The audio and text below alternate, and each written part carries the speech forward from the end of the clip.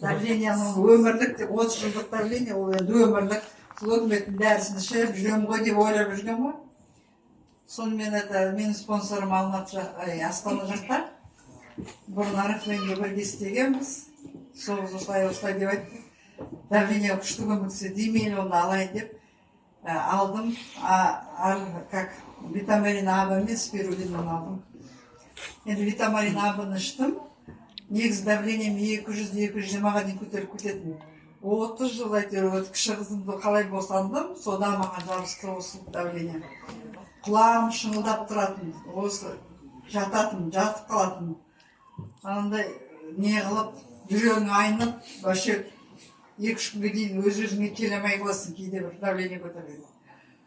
3 күннен кейін менде результат болды. Ана машиненің запчастын ауыстырады ғой, тура менде сондай болған сияқты. Алла тағаланың күші шығар. Өзімді бір түрлі бар ғой, энергия внутренняя появилась. Басым светлый, жаңа ауыр.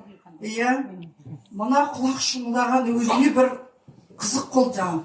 Иә, үйреншік жағдай енді не қыласың ба?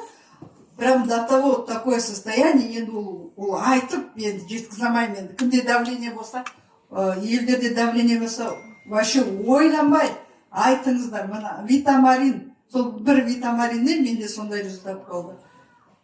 Енді керемет осы компанияға келгеніме мен өте қуаныштымын. Алла осыны маған кездестіріп, әйтсе мен осы уақытқа дейін жаңағыдай может уже мен 60-тан астық өмірден өтіп кететінбіз де кейде ойлайтынмын.